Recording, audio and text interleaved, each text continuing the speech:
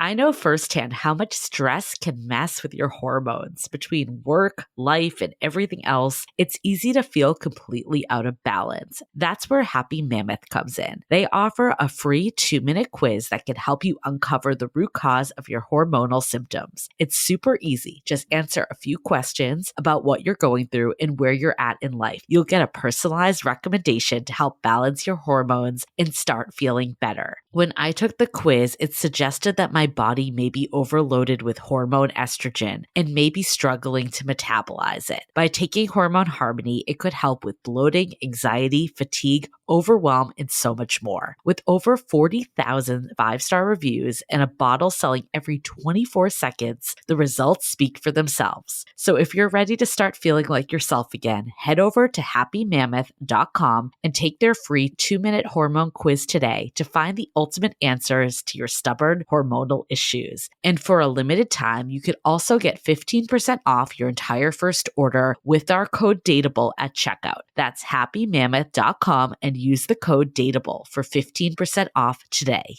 Are you too busy to pick out the perfect outfit every day? I get it. It's tough to juggle work, life, and still find the time to focus on fashion. That's where Armoire comes in. With a clothing rental membership, you can effortlessly turn heads with stylish, everyday looks tailored just for you. With all of our book events and photo ops recently, I've rented all my outfits from Armoire. It's been so fun and so great to not have to buy a whole new wardrobe, but also be on trend and even experiment with some different styles. All I did was take a quick 5-minute style quiz, build a personalized closet, and wait for high-quality, unique pieces delivered to my door in as little as 2 days. Oh, and did I mention that Armoire is women-founded and women-led? Right now, our listeners can give Armoire a try and get up to 50% off their first month. That's up to $125 off. Just visit armoire.style/dateable. That's Armoire, spelled ARMOIRE.style/DATEABLE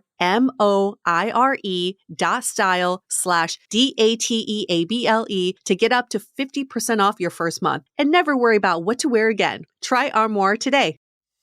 Hi, I'm Yue Xu. And I'm Julie Krafchick. We're active daters turned dating insiders. Here to dive into everything modern dating and relationships. Welcome to Dateable.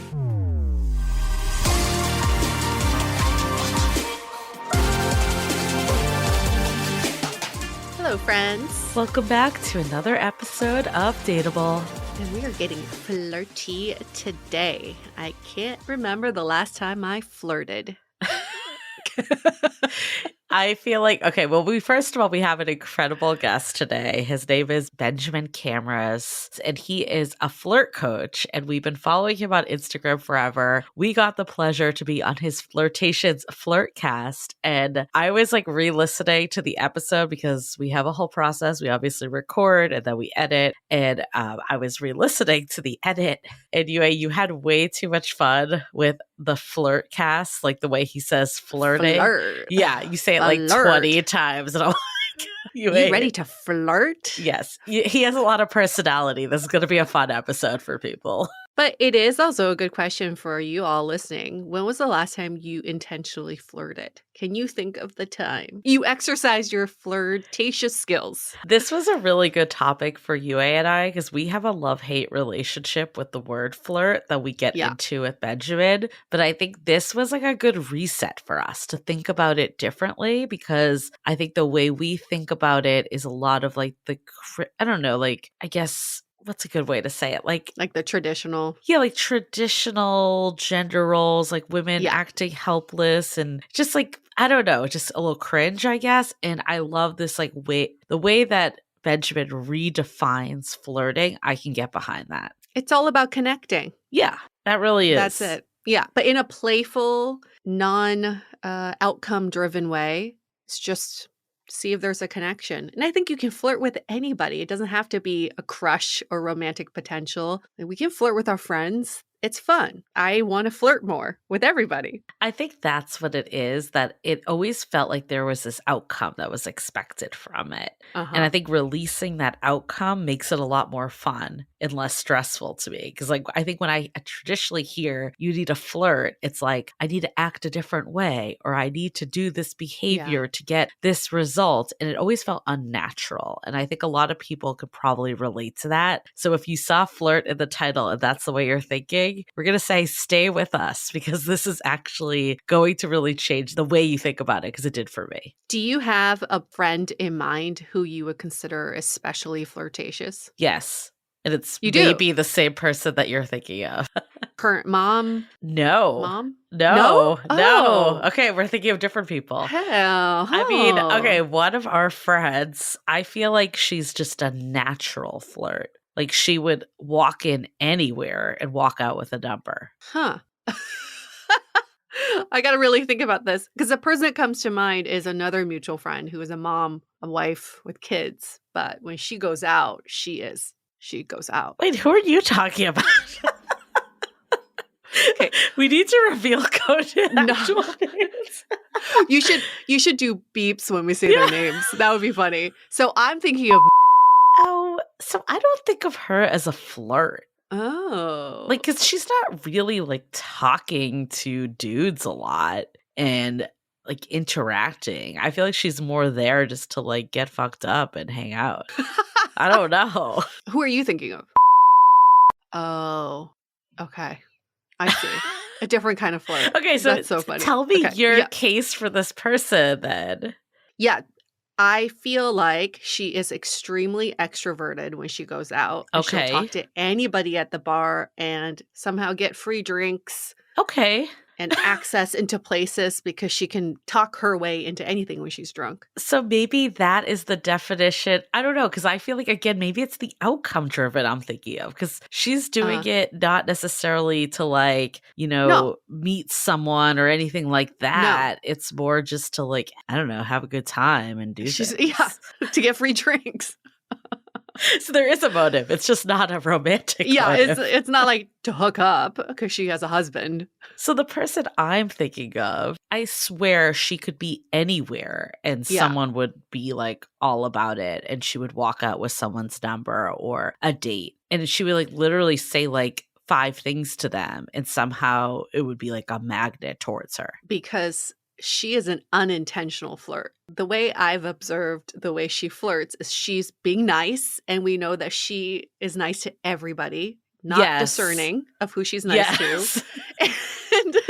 And people mistaken that for attention, and then they feel special because she's the one person that gave them attention that day. And yes, you're right. She'll walk out anywhere with some stragglers just like obsessed with her all the time. So, okay, here's another person that comes to mind. Yes. Back in the day, that we used to have a friend that would go out with like a very clear intention of meeting someone. And we would like be at a bar. She'd have to position herself in the right direction. That to me, I guess, is more like when I think of like traditional flirt. Yes. But that to me, I was always like, oh, that feels so painful. Yeah, because she was flirting by rules. She knew step 1, 2, 3 of what to do. And it wasn't about having fun or building connection. It was purely for attention. So I feel like we did take Benjamin's quiz that we'll link for people too. We did take it. And I actually think mine is dead on. What'd you get on? Because I got the playful flirt. Oh, me too. Okay. I could see that for you too. What are the options? That's what I want to know. I don't know. You love lighthearted banter, humor, and teasing when you flirt. You may even roast the other person a bit. You enjoy creating a fun and energetic atmosphere when you flirt, using your personality, wit, and charm to engage with others. You may even use playful touches or nudges. You embrace spontaneity and enjoy going with the flow in the flirt. You definitely know how to keep the flirt exciting. So the other styles are sincere, traditional, and physical. Okay. Sincere is when you focus on building genuine connections through meaningful conversations. Traditional is, I think, what we were just talking about. Yeah. It's like this gender roles and maybe using subtle and reserved manner to lure someone to come over. Mm-hmm. And then physical is a lot of physical touch, a lot of nonverbals. Yeah. Okay, yeah, then I guess I'm definitely playful of this bunch. So I feel like for me, this makes sense because I don't think any of my friends would describe me as a flirty person. I don't Okay. think you would. I don't know. I don't know. I've never seen you out there. That's my point. That is my point because Yes, I'm okay. not out there. But like when I'm with someone, it was like Mhm. a different vibe. I'm not like a let's go meet out in the wild and I'm just going to like lay it on you.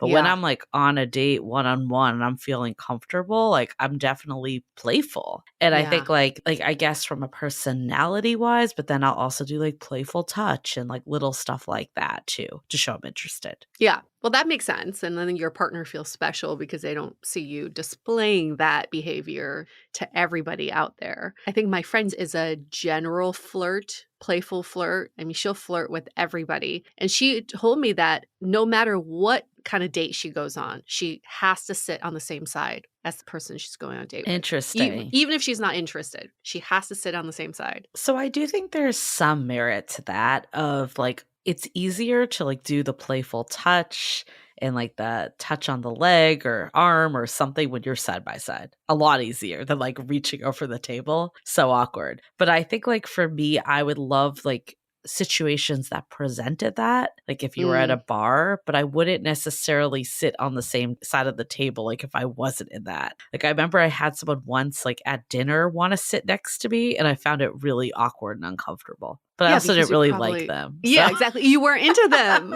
You that's weren't true. into them. That's true. Things change a lot depending if you're into them.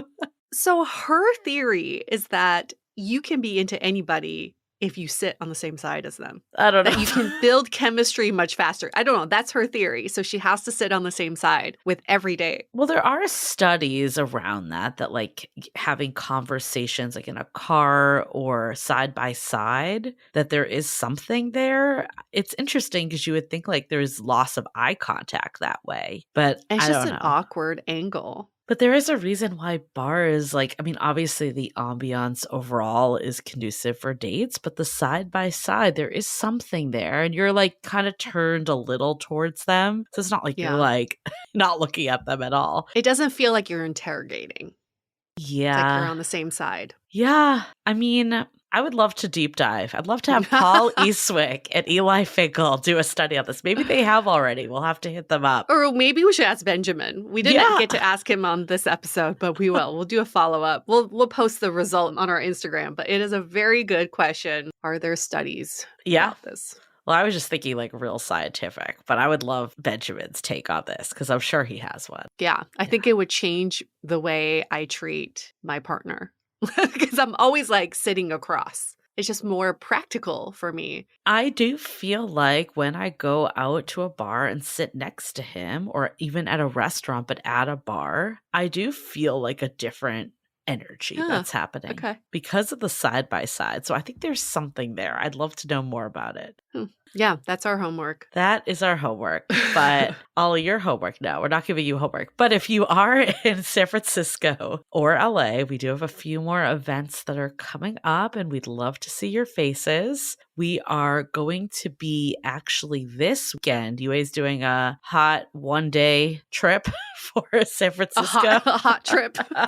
Hot trip. 24 hours, not even 24 hours. I think I'm like, no offense to LA, and I mean this in the nicest way possible, but I'm like, I think I'm good with coming to LA for a bit. I know. 'Cause it's been a lot of back and forth. I know. I feel the same way about SF. I know. It's like, because it's nothing new for us. So we're not like, it's not a vacation in any way. I don't even think it's that for me, at least. It's just how many times we've been back and forth to both. No, I know it is for you. It's fucking LAX. I would not want to go to LAX either. Yeah, I think it's like LAX. No, it's for me, it's like if I was going every 3 months, I'd be cool with it. But Yeah. there was 1 month that it was like 2 weeks span, and same for you to SF. You've come twice.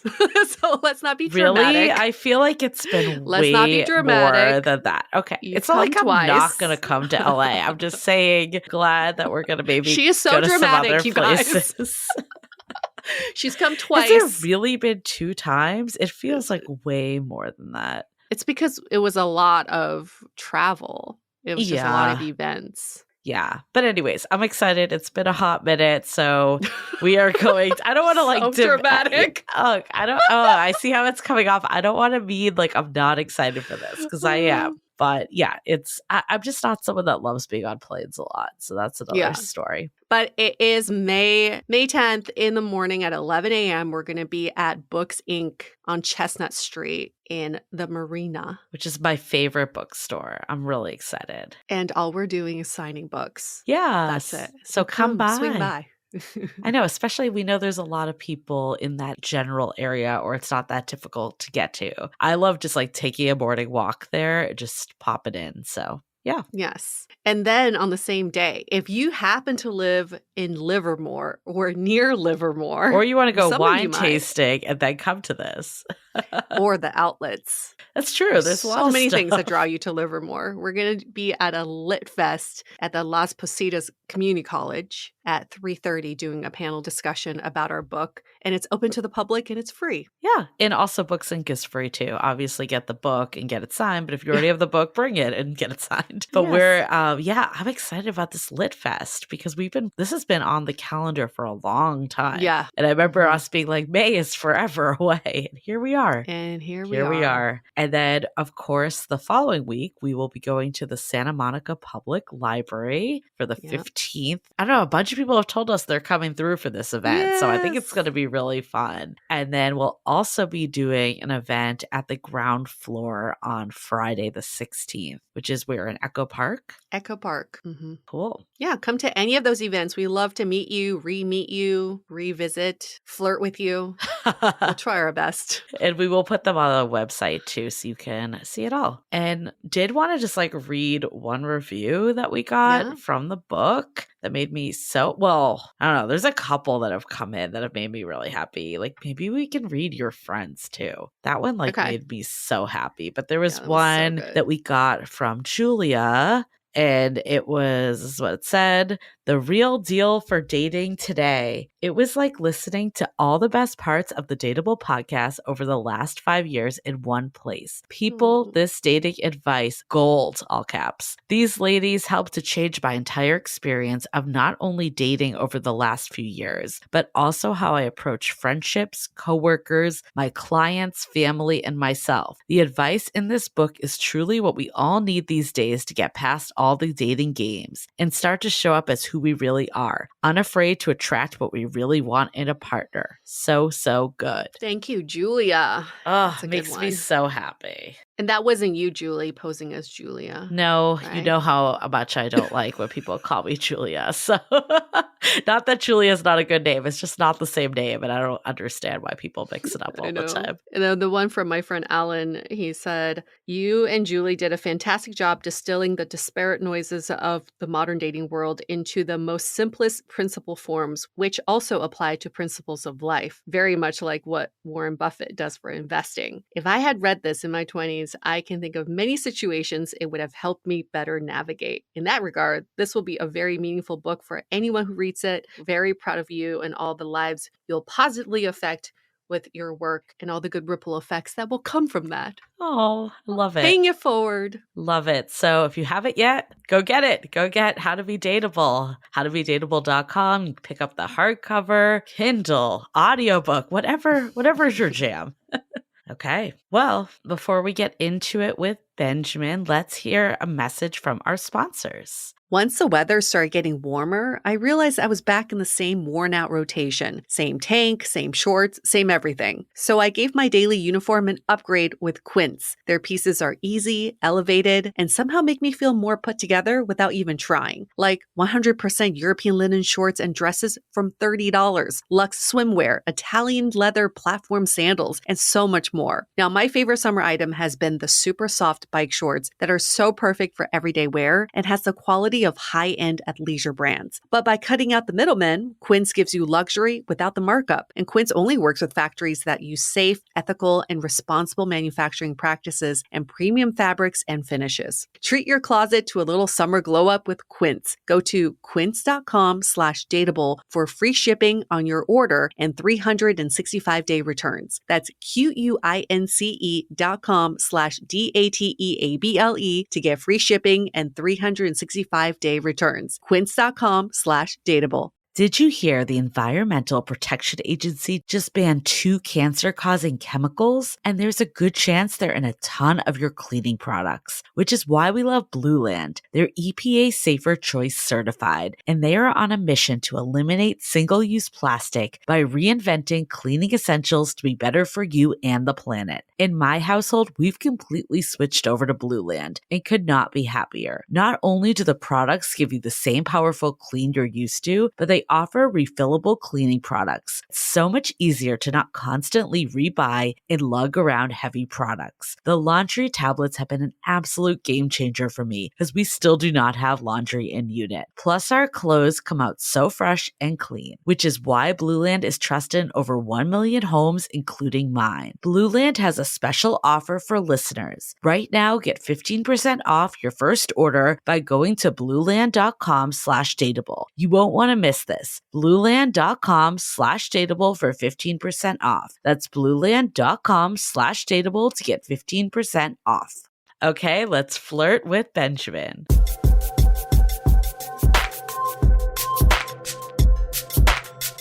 Get ready to flirt. I love the intro to your show, Benjamin. It's like, get ready to flirt. Y'all like the flirty theme song for flirtation? We are ready.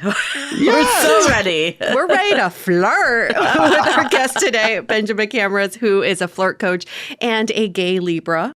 Yes. I love Very that that's important. part of your intro each time. It's Yeah. It's branding is such a thing. And, when I was just getting started, I was trying all the things like what's going to be sort of my signature open and just tried gay Libra one day. And lo and behold, here we are. It's stuck. I think it says everything you need to know about me, my full credentials right there. Well, we're so excited to have you because we had the pleasure of being on your Flirtcast, and we were like, okay, instant chemistry, need to have him back on Dateable. So we're excited to dive into it with you. Me as well. Thank you so much for having me on Dateable and for coming on my podcast, Flirtcast Flirtations as well. That was a great conversation. We flirted. Oh my God, how many times is you ain't going to say it? I'm just going to keep flirting. Do you know why I keep wanting to say that? It's because, to be so transparent, we haven't used that word on our podcast in so long. Flirt? I've been like, yes. I think there's something with the word flirt that I think we should first define, because I grew up thinking flirting was like dropping your handkerchiefs and waiting for the man to pick it up, and that's how you flirt. But you're talking about something very different here. So tell us your definition of flirting. A little bit different indeed. The word flirt, it just rolls off the tongue, doesn't it? It just, something about it. It just makes you feel good. It does.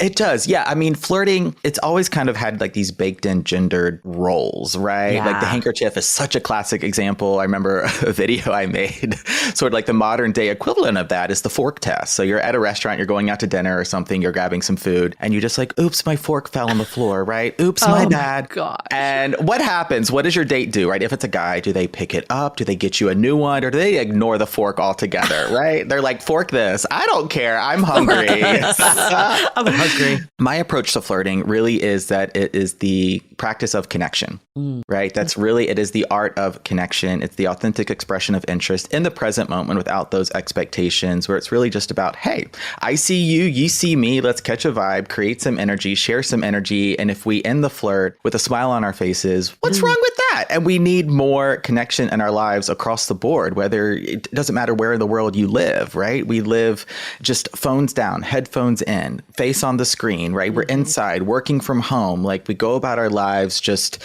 not even making eye contact with people half the time. Someone looks at us and we immediately look away. It could be you're shy, you're introverted. I don't know, a lot going on. But I just hope to inspire people to make more connections in their lives, also realizing that the flirt can definitely be used for some more maybe juicy scenarios, right? You're dating, you're in a relationship. The flirt can also be foreplay, and it can serve you well in those instances too. Yeah.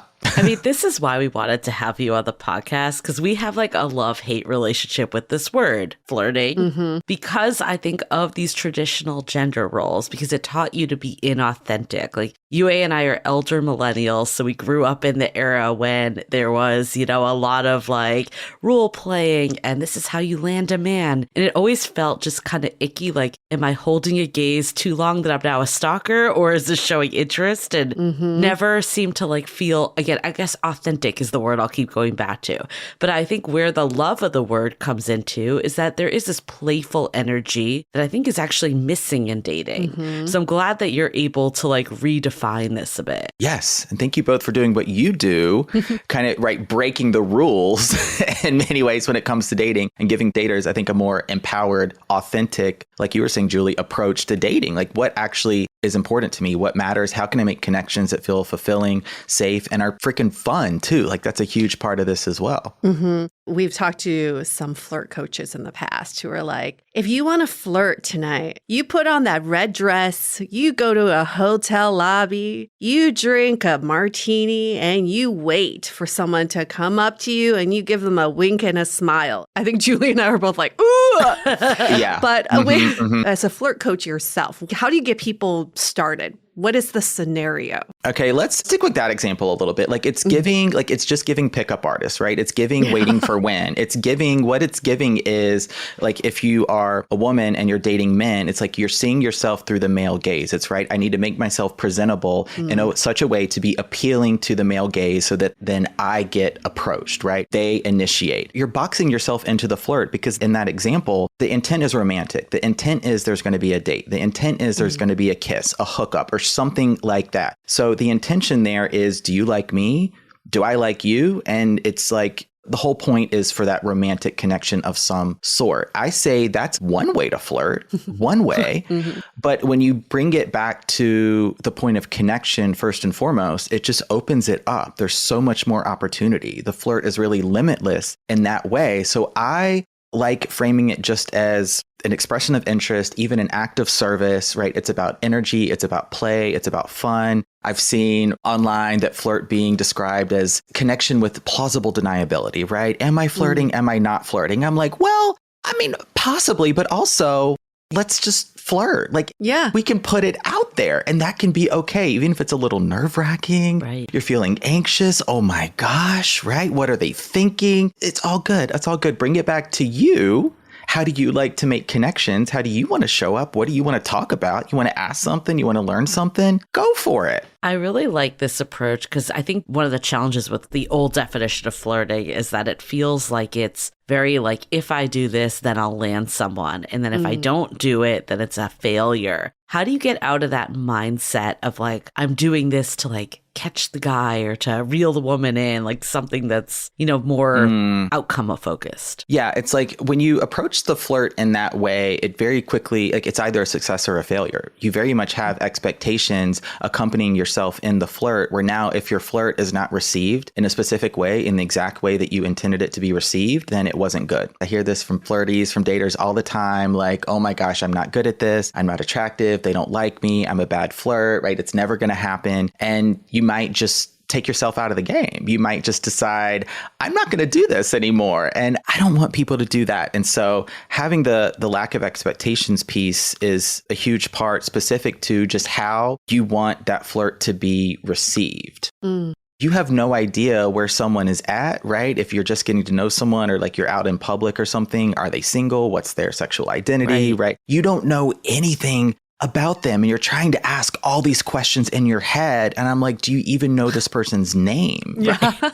Maybe you met on the apps and you haven't even met them in person yet. Like, I think it's okay for it to just be an expression of interest, like catching a vibe, having some fun. I think the flirt can be something I've been playing around with recently, is that the flirt is also a little bit about fantasy. Maybe you kind of show up with an archetype of sorts in the flirt, right? Maybe you're a little bit more demure. Maybe you're a little bit more seductive, right? You can play with aspects of your personality and play that up in the flirt too. And just look to make that connection is what it's ultimately all about. And then go from there. Like if you start at 100 and you come in with that romantic flirt, well, it can only be that. It's hard to backpedal from there, right? It's hard to sort of reverse engineer the flirt. But if you start from, like a 20 or something, just like, hey, how are you? My name is, well, it's limitless at that point. How do you do that authentically? Because I can do that in a role play situation if I was like given a script. But yeah, how do you show up authentically? Take a deep breath.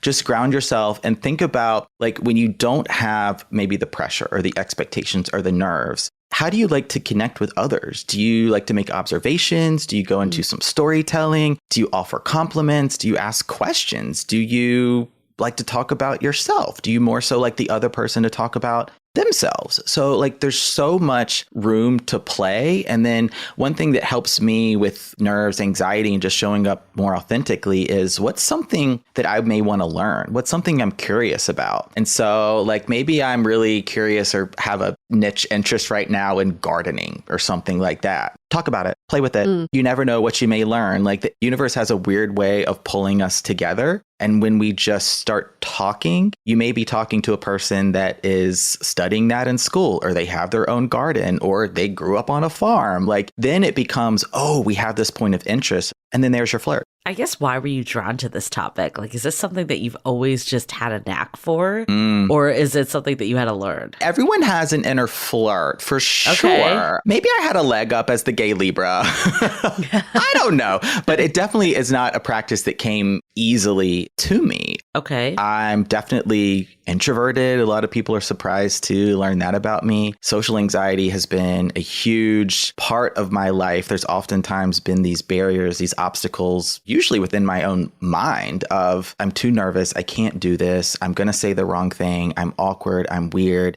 They won't like me. I'm not funny enough. I'm not this enough. It doesn't matter. It's like I'm just talking myself out of the opportunity of just having a moment of connection. And when it starts there, and then of course you can layer and you can grow the flirt. If it's someone you're interested in, you're attracted to, there's some chemistry, you want to explore dating, or you're already dating. I mean, the flirt serves you in every area of your life and all of your relationships. But I had to just practice it for me. And also, something I talk about some, I really want to talk about it more, is my mental health struggles and experiences, not just with anxiety, but with depression. And my God, I've just spent so much of my life feeling like I wasn't good enough, like no one would like me. Even on my darkest days, my hardest days, just getting out of the house for a moment, even if it's just to grab a coffee, just go to the grocery store, pick up one thing, even if I really didn't need anything, just going out, because connection is the remedy. It's the solution. It's the antidote. It is one of the biggest factors in our own well-being, our health. It's huge. And if all I did was go out, grab a coffee, hold the door for someone, smile, offer them a compliment, really like your shoes kind of thing, at least for a moment,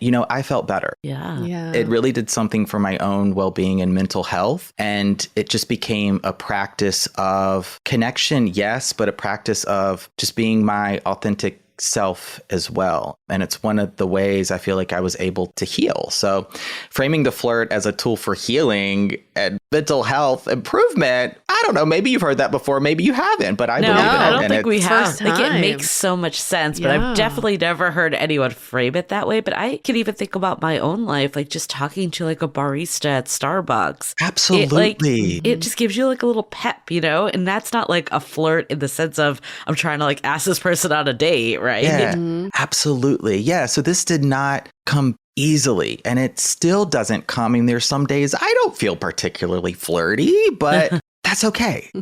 So getting a little more tactical, what are some maybe like do's and don'ts of flirting in your opinion? Yeah. So, I mean, I think here in 2025, people are very much into the in-person flirt, in real life flirting. And so if this is someone, right, you have never really seen before, maybe you've seen them about, but you don't really know their name kind of thing. The nonverbal flirting is like, this has to be part of it. I hear all the time, making eye contact is difficult for me. I don't feel like I'm good at it. Practice. I just answered this question earlier today, like again, and I will continue to answer it. Eye contact, like this has got to be a part of it. You've got to at least have your body language signal that you're open to a conversation, a question, a flirt, something like that. It's like if you're walking around, right, head down, staring into your phone, headphones in, like you won't even acknowledge somebody else. There's already that barrier because what your body language is signaling is don't talk to me. What's the line though of like, giving eye Too much. contact and then like looking like a creeper. Because I think this was something I struggled with. I'm just remembering because people are like, you must stare for like 7 seconds. Oh my God. I'd just be like, this feels really unnatural to me. Yeah.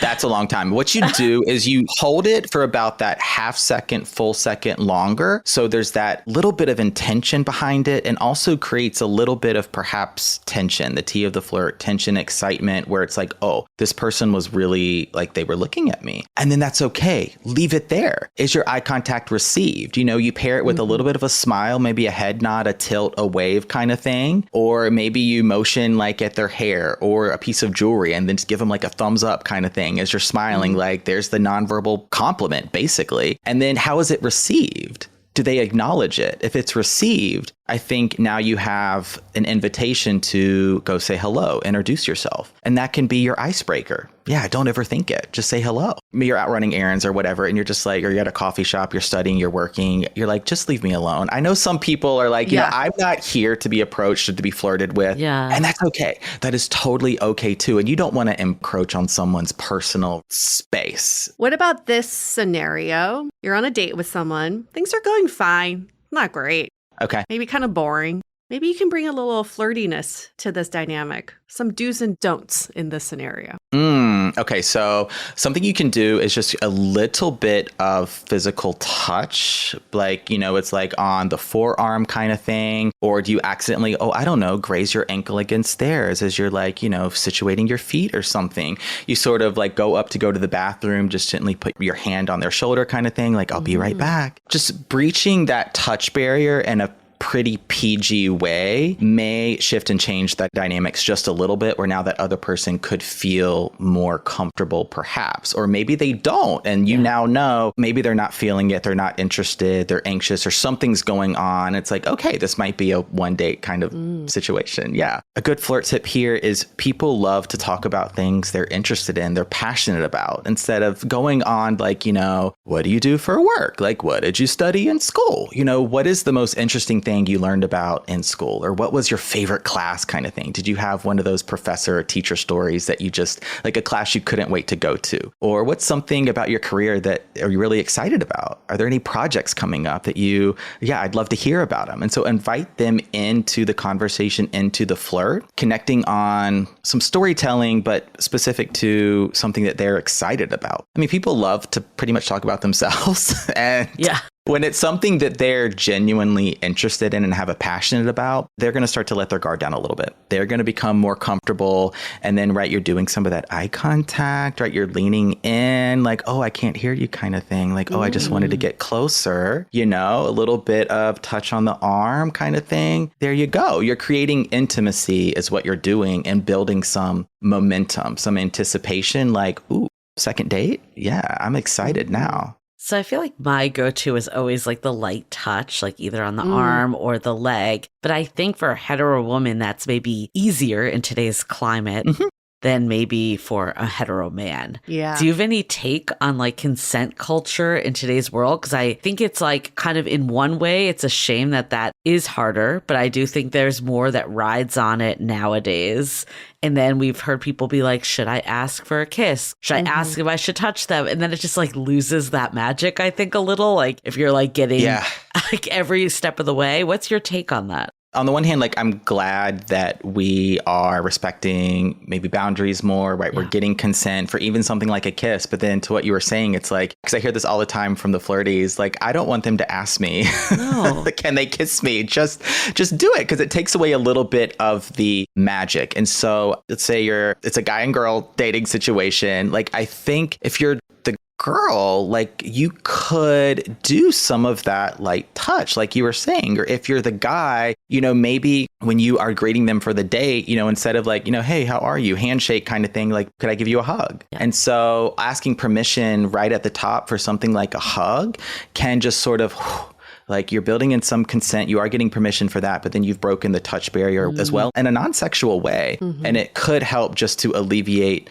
some nerves, and then talk about it. Like, you can then go into some more physical compliments, which can be a way to build consent as well. How are those physical compliments received? When do you think someone should be blunt about their feelings for someone versus flirting their way to that? I will say I've never been more shocked than going to a gay bar with my friends and how blunt flirting is. I mean, we're sitting there and he was like getting numbers and cards and drinks from left and right. Just like someone gave him a note that was like, "You're hot." And he's like, "Thanks." You would never see that at a hetero bar, but yeah. To me, that doesn't even feel like flirting at that point. It's just like we're putting it out there. Yeah. I mean, I came up with this 5D framework, the 5Ds of the flirt, the physical dimension, energetic, emotional, spiritual, and intellectual. And so for a flirt to really be a flirt, I want to see us playing in at least 3 dimensions. And so what you were just sharing was, it was a one-dimensional flirt. It was a completely physical, I think you're hot. Can I get you a drink? Do you want to dance? Like, it's an expressive interest solely based on the way somebody looks. That's literally it. And when you're at a gay bar, it's hot, you're dancing, you're drinking, probably shirts are coming off. That's kind of all it is. So it's like, it's flirty, but a little bit different. Yeah. What's a way to be a little different than that? Because then, everybody was doing that to him. So if someone did it, they probably would stand out. Yeah. So how to bring some nuance to the flirt that isn't as blunt. Sometimes you just got to read the room a little bit. And if you're in one of those situations, like you're at a club, you're dancing, maybe that is the type of flirt that you just go for. Like if you're trying to hook up later or something like that, you want to go out back and start making out. Just, I feel like the nonverbal becomes very touchy, right? And very physical relatively quickly. But what you can do, an example like that, I feel like trading socials perhaps, and then get into the DMs. If you're looking to have a date or go on a date or explore the connection beyond just that moment, it's like leave them wanting more. So flirt a little bit in that physical space, give them your number, trade socials, and then be like, I hope this isn't the only time I see you. You better text me kind of thing. Challenge them. Ooh. Yeah. So that's a good segue then into digital, because I feel like, you can definitely flirt in text or dating app messages or Instagram DMs. Like, what are your kind of do's and don'ts for that? I think it somewhat depends on where you're at in the dating process. Okay. If you're meeting on the apps and then you're trying to go on to a date and you're dating because you want a relationship, like don't trade socials. Don't do it. Like just trade the number. And is this someone you're even going to meet? Is that even going to happen? Like let's just do that. But then like you're starting to date and I know like you check up, you want to vet them. You're looking on their socials, their Instagram, or they say, add me here. And right, you really get curious, or they send you a picture or something and it gets very confusing. And I'm sure you see in your work too, it just creates a lot of dating anxiety. Yeah. It creates so much uncertainty. There's a lot of expectations. There's this pressure, right, to always be available. Yeah. And then you see them online and, oh my God, but they're not texting me back. So, use it as a tool. Like it's just one of those tools in your dating toolbox. And so as let's say you've been dating someone now and you're not official yet, you're not exclusive, but you're linked up and you're texting, set yourself up for those in-person experiences. So maybe leading up to a date, you send them a nice selfie, right? Or a new outfit you're going to wear, something like that. Like, I can't wait to wear this for you tonight. Looking forward to our date kind of thing. And so use it as a way to flirt, as to still make it about the connection. Yeah. But leave them wanting more for that in-person experience. I think we gravitate and rely too heavily on digital. And then it just plays with, right, the dopamine and that instant gratification part of our brain where you're really going to develop that connection in person. I definitely think like in person is a lost art that we're clearly trying to bring back. But yeah, I do think like, for example, my fiance on our first date, it was during COVID too. So that was already set us up for not like the touching and all of the like typical flirt behaviors that would happen. But I think also just his personality, I don't see him being like super flirty on a first date to someone Yue knows. So I think I kind of left like, but again, it was during COVID, so I wasn't really expecting it. So it worked in my favor. But I left being like, that was really fun. I like this person. Like, was it a romantic vibe, a friend vibe? Like, I'm down to see, but I couldn't really tell what he was feeling. But then on the way home, he texted and was like, oh, I meant to say like you looked really beautiful and like I would love to do this again. Yes. So what I like about this story is, I guess, twofold is like, one, it's never too late if you miss your opportunity on the date, like you can follow up, but also for the people that maybe aren't as comfortable in person. Maybe that's the initial segue. It's not like you could only do text and then like moving forward, you're like stiff and completely away from the person, but it could be a way in. Yes, absolutely. I love that story, right? Because he didn't miss his opportunity. It was, I can still follow this up right after the follow-up text after a date is phenomenal. Prime time. Yeah. Oh my gosh. Yes. Let that be one of the takeaways for today. And then when it comes to digital communication and flirting, like think about all the ways, like, are you sharing memes? Is it maybe a song? I love the Spotify blend. If you're both on Spotify, yes. Yep, we blends. Did that. Yes. You're just the types of music you're both listening to, and then creates a curated playlist between the two of you. I do that with some friends for road trips, and it's incredible, right? Do you share podcast episodes? Is it social media videos, articles, right? Anything. And then make it dimensional, right? So you could it's not just words on a screen. Maybe you bring in some pictures. You can play with emojis, right? It's really, really fun. It's ultimately their bids for connection. And so bringing it back to the point of connection, if you're thinking about somebody, you can say, I'm thinking about you without saying I'm thinking about you. Yeah. So is that really like at the root of it, bids for connection is the way to think about it? Because I could hear people like what you were just saying be like, that all sounds great, but that just sounds like making conversation. Like, is there an actual difference, or do you think it really is just reframing that definition of flirting again? You know, like if you are dating someone, then your texting can be flirty. I mean, it's not just about setting up the date or making plans or how was your day kind of thing. Like think about you're sending the silly selfie or right. So going back to that, just the theme of playfulness and fun with the flirt as well. You can make it suggestive, right? You can send thirst traps. Yeah. You can you can make it spicy. You can talk about things or reference a date or an experience. If you have crossed the touch barrier, like, oh, I'm just thinking about that time, right? That felt so good when you did XYZ thing. Pretty flirty. You're not sending that to your friend. You're sending that to someone, right? You're dating. And then let it breathe. Let it breathe. Leave them wanting more. That's a good gut check. Would you send this to your friend or talk to your friend this way? Or are you like bringing it up for a romantic prospect? Oh, God. I don't know. I flirt with my friends all the time. Me too. My way of connecting. I'm like, I love flirting with my girlfriend. I want to dive into this even more, but before we do, let's take a quick break to hear from our partners. So I've been hearing about Skims for a while now, but I never really understood the hype. But let me tell you, it is legit. I don't think I'll ever wear another brand of underwear again, I swear. That's how obsessed I am. I love both the boy shorts and the racerback scoop bralette. They feel like no other underwear I've ever worn before. Literally, it feels like you aren't even wearing underwear because the fabric melts on your skin. Yet it still has the support I need, which is seriously just blows my mind in the best way possible. I don't know what they put into this fabric, but it feels like pure bliss, and I will be 100% getting all my wedding garments from Skims because I can't go back at this point. Hopefully you all could experience this level of comfort too. Shop Skims Fits Everyday Collection and more at skims.com. After you place your order, be sure to let them know I sent you. Select podcast in the survey and be sure to select Dateable in the drop-down menu that follows.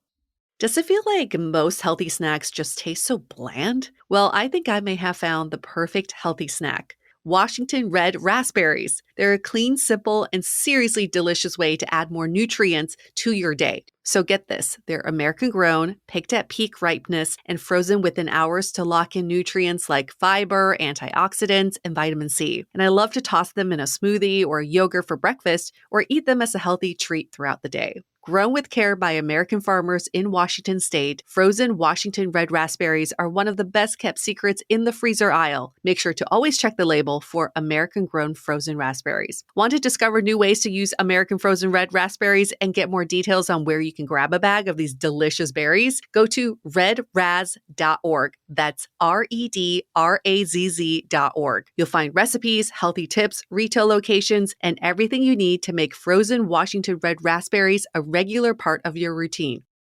Time is precious, and so are our pets. So time with our pets is extra precious. That's why we started Dutch. Dutch provides 24/7 access to licensed vets with unlimited virtual visits and follow-ups for up to 5 pets. You can message a vet at any time and schedule a video visit the same day. Our vets can even prescribe medication for many ailments, and shipping is always free. With Dutch, you'll get more time with your pets and year-round peace of mind when it comes to their vet care. What about like forms of micro flirting? Because I feel like this is a good way for people to ease in, and maybe it doesn't feel as like, oh my God, I need to be on, and go from 0 to 100. Like, what's your take on like maybe like light teasing or I don't know, subtle compliments, like something like that? But I guess how do you like still make it your intentions known if you're going to go more subtle? I love the micro flirt. It's really, really good because it's a flirt that's relatively low stakes, right? So you're not necessarily coming into the flirt with like someone catches your eye, you think they're hot or cute, or, you're attracted to them in some way. And so you're taking away a lot of the things that may make you nervous in the flirt. Like I hear this all the time. Like I say the hot guy is just a dude at the end of the day. Yeah. It's just like he's just a person. You're nervous because you want them to like you. And so the stakes feel higher. And so think about the places and ways you can flirt where it's just a little bit of a lower stake, right? And so then you're feeling less anxious, less pressure.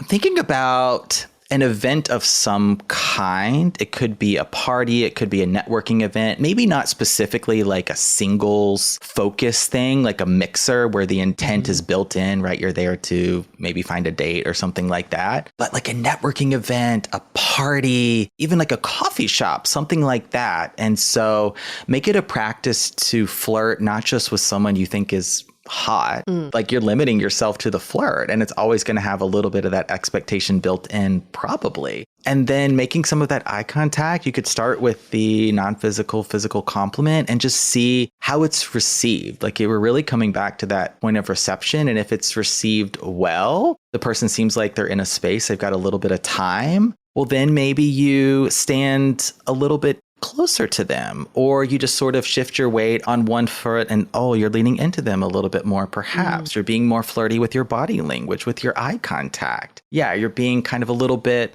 bashful, perhaps. Or if you like that playful roasting style of flirt, just sort of those light, like you don't want to be dismissive or like put someone down in the flirt. The neg like, is not good. Yeah. No, that is a style of flirting. I mean, if you're in a relationship, you're dating and you're both doing that to one another and it's super fun for you, of course. But yeah, someone you're just getting to know, it's like, it doesn't feel good to be like made fun of. Yeah. Remember that time I ghosted you or something like that? Like it's, yeah, like, yeah, but you can playfully, roast them perhaps a little bit. Well, this is a trickier situation in line with microflirting. Yeah. What if you're in a crowded situation, they're surrounded by their friends or a group of people, and you're trying to get closer to them or at least flirt with them? Confidence. Walk up, honestly. Really? Yes.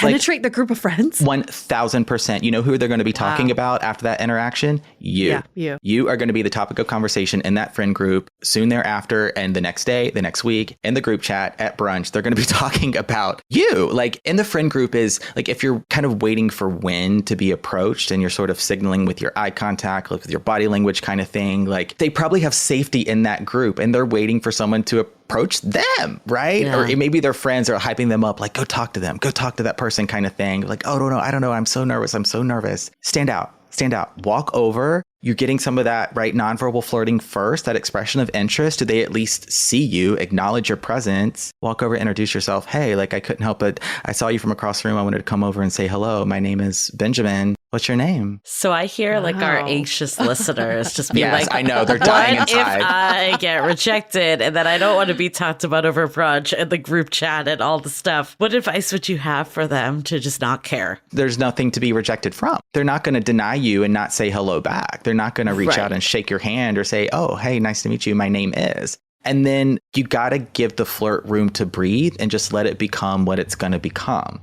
No expectations. There's no rejection in that example. You were bold, you were confident, you did something that I'm sure was really difficult. You took a deep breath before you did it, but now you're not in your head. Oh my God, what if? Oh, did I miss my opportunity? You're thinking about it later, right? You're laying in bed at night. Oh, I should have said hello. You did. Right, because you're not like going up to the group and being like, "Will you go out with me?" So Yeah, like, will you marry me? Yeah, No. you're saying hello, and if saying hello is a crime, then that's more on them than on you. I like that reset. Exactly. I'm just thinking about your friend Julie, the one that's like, whoever approaches her, she's like, I have a husband. Yeah, I have a boyfriend. Don't talk to me. I'm not single. Like that, I can see that being a form of rejection. But I guess if you're talking to someone like that, then who cares? I think one of the things I struggled with, like when I was single, is I just remember still to this day, I was in this salad place, like waiting in line. Oh, yeah. And this like actually like really attractive guy started talking to me, and he like made some comment about like my order and like getting croutons in the salad. And I think like now I can see he was like trying to flirt and open combos. But I think also for people that, you know, sometimes it takes you off guard if you're not expecting it. Because I think I was definitely that person that was like, I went from zone to zone. Like if I was like in the zone of like getting my food and the work day, I wasn't thinking about like romantic and flirting. And then also like nowadays people just don't talk to you in real life. So like if someone does, sometimes it can be like, you know, I don't even have to say back. And I look at it now and I was like, I mean, even like, I think right when I was leaving the salad place, I was like, damn it, I was not receptive. I love croutons. Croutons. Give me more croutons. Because I was like, he was attractive. Like there was no reason for my like standoffish reaction, right? Yeah. But like, what would you say to people like that, I guess, to be receptive to the flirt? Yeah. That's so real though, because I hear from flirties all the time where now like maybe they're seeing my videos for the first time or they've kind of been with it for a little bit and they're realizing, oh, wait, I have been flirted with, right? And now I can think about that time and the salad place with the croutons with the hot guy. Wait, he was flirting with me, God. Yeah. And so what I would say is, you know, if you're trying to sort in retrospect or hindsight, be like, oh my God, was that a flirt? Was that not a flirt? Because I get that question all the time. Like, are they flirting with me or are they just being nice? I say, be a little bit delulu in moderation. It's a flirt. If you're questioning yourself, just assume feel the flirt. Let it be about connection. And then not try and figure out, oh my God, are they flirting? Are they being nice? But maybe you be like, you know what? I am going to get croutons on my salad today, right? What are you having for lunch? Right. Yeah. Oh, yeah. The Lulu. It's the Salulu. You got to just be like, everyone is flirting with me. Why not? This bus driver, this dog walker. I mean, everyone is flirting with me. Why not live in that universe? You're right. Why not have that thought? Well. Made it this far on Dateable talking about flirting. So I'd say it's working. So another question that I think we get a lot, and I'm thinking about the salad example, like hypothetically, let's say I embrace the conversation. I think a lot of people ask, okay, you have the back and forth, you're flirting, you're doing the thing. How do you ask for the number or like take it to that next level or maybe Instagram handle or whatever? Like, how do you move things along? Yeah. Okay. So I know some of the listeners are probably thinking like, well, how do I know if they're even single? Right. How can I know relationship status? Another one I get is how do I know how they identify, right? I'm a gay guy. Is this person, right? If I'm flirting with a guy, are they straight? Are they bi? What's happening? Are they queer? Somewhere in that realm, you have absolutely no idea. And so what you could do, it's like, don't necessarily put the pressure on yourself that like you have to get the number or the socials. Like maybe sometimes it's just an in the moment flirt, point of connection. But if it's somewhere where you go regularly, somewhat consistently to get lunch, maybe you see this person again. And now you've set yourself up for the next time. Oh, hey, nice to see you again. Guess what? I'm trying croutons today. I know. I was like, I should have been going back to that place every week. Unfortunately, their salads were not good at all. Oh, no. I mean, damn. To get the number, though, I know it's going to be difficult. My heart's racing in the moment just thinking about it because they could possibly be like, oh, actually, I'm in a relationship or, you know, they do the thing where they, oh, sure. Yeah, you can text me. But then they're maybe doing it to just be nice because they don't want to put that boundary there. It's okay. Part of the flirt when it comes to this is taking a risk. Yeah. But if you can take a risk in this way, you're proving to yourself that you can take a risk in perhaps education, career, with other friendships, with other relationships. Like you're proving to yourself that you can do it. And ultimately taking action gets you out of your head. Taking action will give you clarity. So now you're not, you know, a week later being like, oh my God, I wonder what they're doing. Were they single? Were they not? I don't know. Will I see them again? I hope I do. You took action and now you don't have to be in your head about it. Release attachment from all those expectations. And maybe it turns into a date. So, hey, I'm so glad I ran into you today. It was really nice meeting you. If you haven't introduced yourself, my name is Benjamin. I'd love to catch up sometime and grab coffee with you. Would you be up for that? Oh, that's nice. You don't have to even propose it as a date. Right. Yeah. You can just start with a one-on-one time together outside of this specific interaction and then go from there.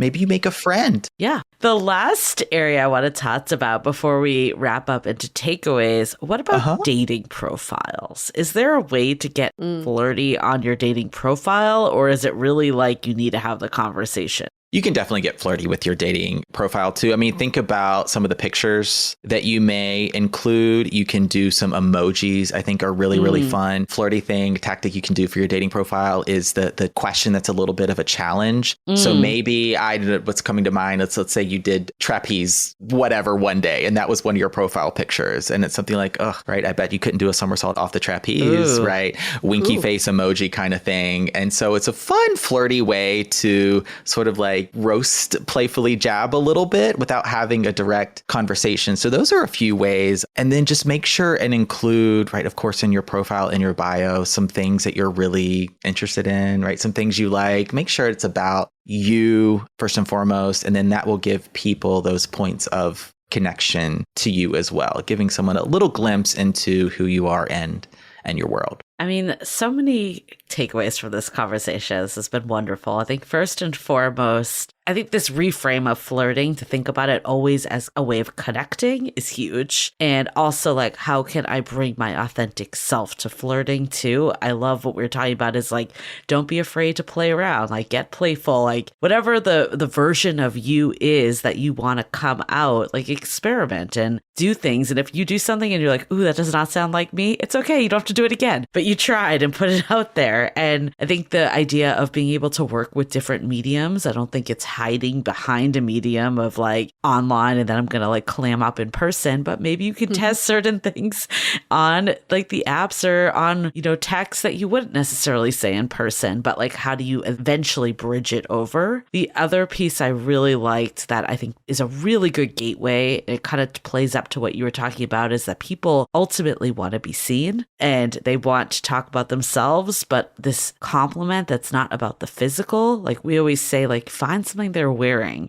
find something that like is an expression of them and ask about it. Like that is a simple, easy way in that doesn't even require you to think up an opening line or do anything like that. Or your surroundings, like the example you gave, Yue, about the coffee shop, of looking at someone's book or seeing the environment they're in with the good banana bread, or the salad example that didn't go well, but it is. But you're still talking about it years later, it did go well. I did. And I think that brings me to my last takeaway, is that we don't have to get attached to the outcome of every flirt. I think what I heard from what you were saying is it's flexing that muscle. It's building up that rapport, and then eventually something is going to come together. I think of a story of one of our listeners in our community, and he met his girlfriend at a grocery store. And he said that he had to talk to 500 people, though, before he met his girlfriend. And he's like, yeah, like, I'm so glad I did it, though, because it ultimately led to her. But like, think about like in those, I mean, I don't know if 500 was an exact number, but that's what he said when he told us. And I think you think of it like some of them might have ignored him. Some of them might not have been receptive. Some of them maybe they were, but they didn't have that exchange of info. But eventually it all like came together. Yeah, I recently had an interaction on the register where it was kind of the non-physical compliment. Someone came in buying some daffodils. And I was like, wow, you picked such a beautiful daffodil. Is this one of your favorite flowers? So compliment right there with a question. And then here we go into the flirt. I'm going to say, yeah, because it had the energy, it had the vibe, it had the intention. It was in the moment, no expectation, no pressure. And then learned that she was celebrating the anniversary of her mom's passing, and they always planted daffodils together. And this was, right, her mom's favorite flower. Then I asked about her mom, and it got a little bit emotional, but at the end, it ended with a hug. And I started to tear up a little bit too. It was just really special. I mean, this happened weeks ago. I still remember it. And I bet that customer does as well. And if I hadn't have just got it going, I mean, I could have said, hey, how are you? Find everything today? Cool.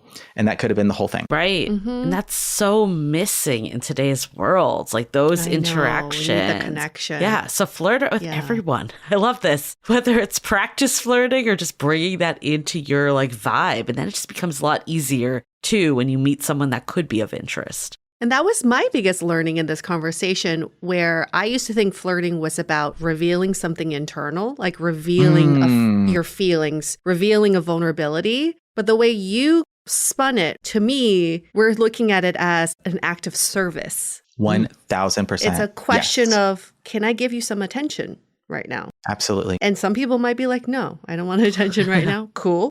Yeah. And some people might be like, oh, you saw me? You want to give me attention? Yes, please. So if we can see it as less about ourselves and just more about the external, like the people we're connecting with, I just don't think rejection would even be part of the equation. I'm thinking of an interview I heard with Dr. Sue Varna, and she was talking about optimism and how to have a positive mindset and just be more optimistic, right? And one of the ways to do that is through acts of service, through giving. And if you can share some energy with someone, maybe offer a compliment, just say hello, smile, wave, nod kind of thing. That's the energy I think we need more of in the world. And so, yes, we do. Yeah, that's what I've dedicated my life to. Yes, we do. And if people want to learn more about your life, where can they go to? Well, very branded over here at Flirt headquarters at Benjamin Camras across all your socials, primarily on Instagram. I'd say if you're going to pick one, I'd love for you to come over there because I do my Flirt Fridays every Friday and stories answering your flirting and dating questions all day throughout the weekend on YouTube. I've got some flirt yoga videos and longer videos over there. If TikTok's still around, would love to see you over there as well. Who knows? And then the Flirtations Flirtcast, wherever you listen to podcasts. Thank you so much for having me on DATEABLE. This was amazing. Just getting to share about my favorite thing in the world, flirting, and I hope inspire more connections. Also, the connection you have with yourself too. So important. Very true. Love it. And we'll link all of that in the show notes as well. Sounds good. Yes. And for our listeners, if you are checking out Benjamin's podcast, why not to give him a 5-star rating and review in Apple Podcasts? It really helps all of us. And you can do the same for us too. 5 stars. And in the body of your review, maybe you can write something about what you're working on with flirting recently. We love to hear that from you. And order our book, howtobedateable.com. Yeah. Everywhere books are sold. You can bring a whole new energy to our showing up chapter. All right, we're going to wrap up this episode. Stay dateable.